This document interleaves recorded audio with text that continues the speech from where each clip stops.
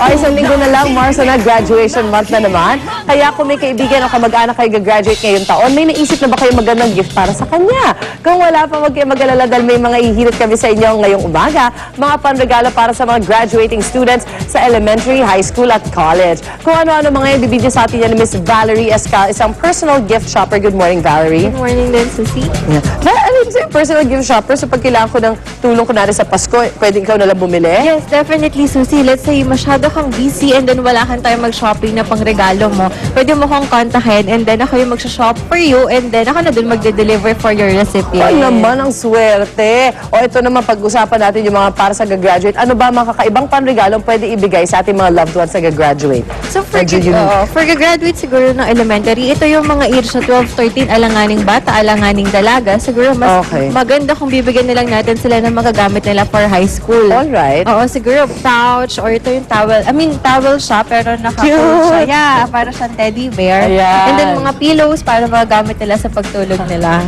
Ah, okay. Mga simple gifts, ano? Simple gifts. Like, ano naman ang maganda ipanregalo sa mga gagraduate ng high school, yung mga pa-college na Yes, so see yung mga teenagers natin ngayon, parang more into modern gadgets sila. So I advise na mabibigyan na, kung hindi naman, hindi restricted yung budget natin, advice ko siguro is yung mga gadgets like laptop, Digicom, PSP, even DSLR. Pero kung yung budget mo hindi kaya, siguro yung mga existing na gadgets sila, bigyan na lang natin sila ng accessories like this one, yung laptop bag natin. Ay, oo nga, good idea. Oo, kasi parang pang valedictorian lang ang mabibigyan ko ng laptop pag sila gumraduate ng valedictorian.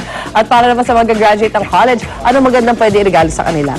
College, kasi mature na sila mag-isip, no? More like yung sa mga future na nila iniisip nila. Yes. Mas okay na bigyan natin sila ng mga ATM or passbook para mag-start na sila mag-save.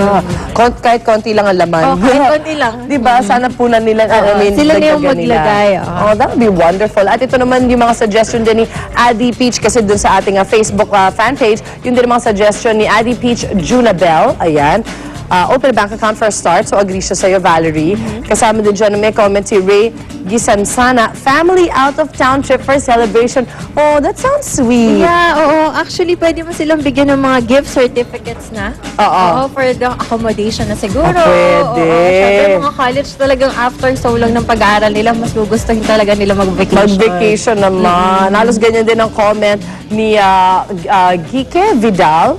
At ang sabi niya, as part of graduating class of 2011, I suggest a trip either locally or internationally. Ayan. So pag alam niyo mag-graduate kayong kamag-anak, mag-check na kayo lagi online para makuha niyo yung mga cheap fares. Graduation gift naman for all ages. What is something we can give to everyone? Actually, ang graduation kasi timely siya for summer, no? Yes. Siguro may advice ko na lang na magbigay sila ng magagamit nila for summer, like a big bag sa magagamit for vacations. Or something na magagamit nila sa mga beaches kasi excited sila mag-vacation yan after graduation. Oh, sounds like a good tip. Thank you so much. At of course, maraming salamat, Valerie Escal. Thank you din. Thank you, Valerie. At ito ang pahabol na Facebook comment ni Eleanor Gonzalez Bautista. Yan. The best gift for those not so financially stable is for their parents to send them to school again next year. Akala ko mag-graduate na. Education is the best gift because I wasn't able to give that opportunity to my children. Oo nga naman, minsan natitake natin for granted kasi madali para sa iba na pumasok, walang mga concerns. Pero yung iba talagang kumakayod para lang mapag-aral ang kanilang mga anak. Ayan, ang gaganda ng mga suggestions nyo. Syempre sa ating ihirit at abangan nyo aming Facebook or sa aming Facebook at Twitter page ang ihirit question for tomorrow. I-search nyo lang ang unang hirit sa GMA or unang hirit GMA sa Facebook at i-add nyo kami bilang new friend. Click like. Sa Twitter naman, mag-DM o direct message kayo o mag-reply sa aming account sa unang hirit. Kaya post na, tweet na, ihirit nyo na. Thank you, Val. Thank you, Ben. Babalik sa unang hirit.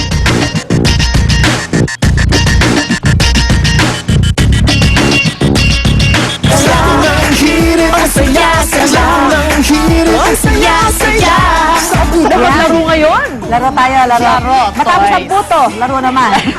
Pakitas ko ay maglalaro na. Ito, balikan po natin ang mga laruang tsak papatok sa summer vacation ng mga Kitty. Yan, maaga po yan sinubukan ni Drew at Arn. Ang mga toys na yan. Oo nga, kaya ito na ang top toys for summer. Ibibilang mula sa isang toy store sa QC.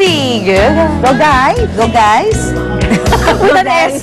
Guy? Go, guy! Actually, ako lang talaga yung guy. Ito, puppet to. Hindi siya talaga totoong tao. Boy. But anyway, good morning po Boy, mga boy. kapuso. Nagbabalik tayo dito. Kami ni Arn. Yeah. Dito sa Ritual Trading Corporation dito sa Quezon Avenue na nag-feature ng mga toys na hindi pa lumalabas sa mga paborito niyo malls. Kanina pinag-usapan natin mga iba. Ngayon naman pag-usapan natin yung mga techie na mga toys para sa mga techie na generation ng mga bata ngayon. Unahin muna natin ang... There you go. Ito hindi lang itong mga stuffed dolls kasi meron silang mga numero na pwede kayong mag-log on to the internet and then log it. Parang you can list it down, type it kung anong number ang meron sila corresponding to the stuffed toy and then it's interactive. Now, ito naman, para siyang laptop. Well, it is a laptop. Pero pagbukas mo... pambata yan. Correct. Para sa pambata. Yan. Meron silang 70 English activities with 10 Spanish activities. Di ba? Meron pang ibang lengguwahe. And 22 two-player games. This is for 5 years and above. Now, yan. Ito naman, Arn. Ito na, Enjoy. Ito yung tinatawag nilang Pictionary Man. Yes. Naalala niyo ba yung game ng Pictionary? Kumbaga, yung tao ay magdodrawing sa isang papel at nun, yung kakampi niya kailangan mahulaan kung anong dinodrawing. Now, ito, ang writing material or yung writing medium ay hindi na papel. Kumbaga, meron na silang figurines. Katulad nito, tao. Okay? Okay, Tapos subukan natin dito, digital na. Sasabihin sa'yo kung ano ang kailangan mahulaan ng kakampi mo. Katulad nito. Okay, subukan natin. Dikit mo yung ano mo, ears, para hindi na marinig. Para yung mga viewers lang. Basketball. Okay, basketball. Okay? So, Okay. drawing na ako ngayon using an erasable pentel pen. Drawing na ako ngayon. Up. Okay. Okay, pwede ka lang maghula. Okay. Okay. Yup. Uy, may jersey. Ayan. Tapos maglalagay na ako ngayon ng ganyan. Oh. Uy, parang isang klaseng bola. Okay, ano to? Football? Hindi, dinadunk ito, dinadunk. Fishball! Fishball. Alam ko dinadunk yan sa sweet and sour sauce, pero mga malalaking tao. Ay, alam ko na, sigurado na ako dyan. Oh. Incredible Hulk. Alam mo, ayoko itong maging kampi sa Pictionary. Anyway, Bakit? mga kapuso, yan lang po yung mga ilan sa mga Mali ba yun? ino-offer ng Ritual Trading Company or Corporation dito sa kanilang humble abode, sa kanilang display. Magkakaroon po sila ng trade show today until the 24th. Tama. That's today Yeah, punta na until po. this Thursday para sa mga retailers at para sa mga gustong bumili ng laruan. Okay? So, nandito sila sa 25 Quezon Avenue, dito po sa Quezon City. So, mula po dito sa Quezon City, maglalaro muna ulit kami dahil talagang hindi ko alam kung bakit hindi mahula ng aking partner. Back to studio muna tayo. Okay, hulaan natin ulit. Ready? Okay.